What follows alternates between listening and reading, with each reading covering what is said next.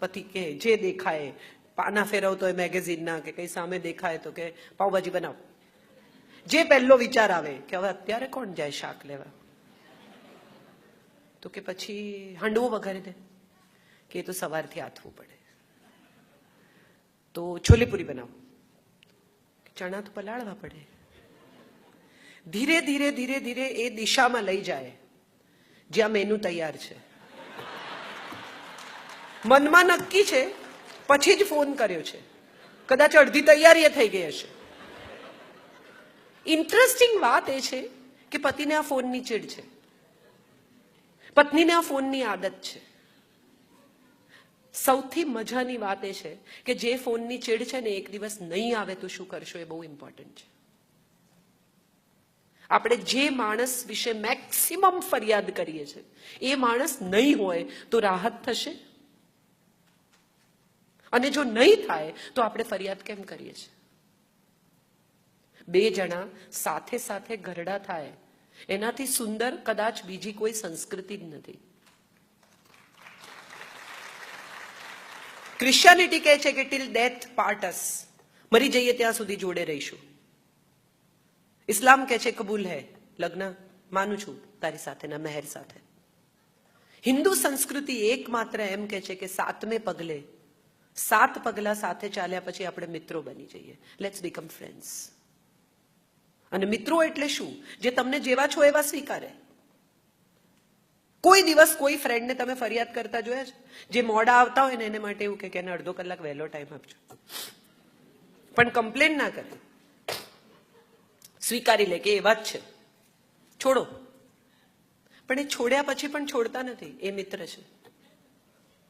કેમ પતિ પત્ની એકબીજાના મિત્ર નથી? કેમ માતા પિતા સંતાનોના મિત્ર નથી? કેટલા બધા ઘરોમાં પિતા બાળકને જજ કરે, આમ કરાય, આમ ન કરાય, પગે લાગો. આપણે કેટલા બધા છોકરાઓને કહે છે પગે લાગો. કદી કોઈ દિવસ આપણે બાળકને પગે લાગવાનું કારણ આપ્યું? પંચતત્વ, 5 ઇન્દ્રિય ભેગી થાય અને અહંકાર સાથે નામે પ્રણામ છે. આપણે કોઈ દિવસ કીધું જ નહીં પગે લાગ, મોટા છે. મોટા છે માટે શું કામ પગે લાગવાનું? તમારા છોકરાઓ હવે લોજિક સાથે જોડાયા છે. ટેકનોલોજી એક જ વસ્તુ શીખવે છે ને, લોજિક. વાય જનરેશન છે આ. વાય કેમ કરવાનું?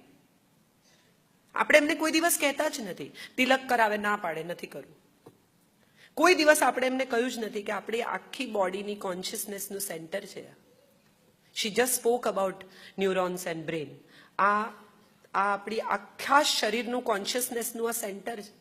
એ સેન્ટર ઉપર પ્રેશર આવે, તિલક થાય, કંકુ લાગે, ચંદન લાગે, તો એ સેન્ટર એક્ટિવેટ થાય, તમારી બુદ્ધિ તેજસ્વી બને, તમે વધુ પ્રજ્ઞાવાન થાઓ.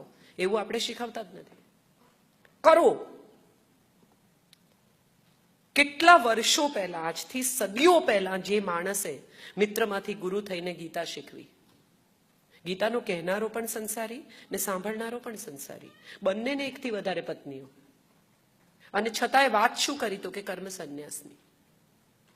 એવું કઈ જરૂરી નથી. અમારે જયભાઈને અમારા લગ્ન ઉપર બોલવાનું હોય બંને જણને તો બહુ મજા આવે. જયભાઈને હું કહું કે તમે લગ્ન પર શું બોલશો, ને હંમેશા કે અરે હોય લોકો મૃત્યુ પર બી બોલે છે, એને માટે કે મરવું થોડી પડે. ગીતા કેટલી અદ્ભુત પુસ્તક છે. આજે તમે જુઓ કે હાર્વર્ડમાં ભણાવવા માંડ્યા એટલે આપણને થયું કે ગીતા બહુ ઇમ્પોર્ટન્ટ છે. શરૂ થાય છે પહેલો અધ્યાય અર્જુન વિષાદ યોગ, અને અર્જુન વિષાદ યોગની મજા એ છે કે અર્જુન બોલે છે અને કૃષ્ણ સાંભળે છે, ક્યાંય વચ્ચે ઇન્ટરપ્ટ નથી કરતા. અને એથી આગળ જઈને જો આપણે આપણો ધર્મ, આપણી પરંપરા, આપણી સંસ્કૃતિ સમજવી હોય તો એક ક્લેરવોયન્સ સંભળાવે છે એક આંધળાને. સંજય છે કે જેને દિવાલો ભેદીને દેખાય છે, અને એક ધૃતરાષ્ટ્ર છે જે આંધળા છે. એને આ ગીતા નરેટ કરવામાં આવે છે, જે બની રહી છે તે. અને કૃષ્ણ જ્યારે આખો અર્જુન વિષાદ યોગ પૂરો થઈ જાય છે, અર્જુન બોલી લે છે પોતાની વાત, ત્યારે બોલવાનું શરૂ કરે છે. શ્રી કૃષ્ણ ઉવાચ.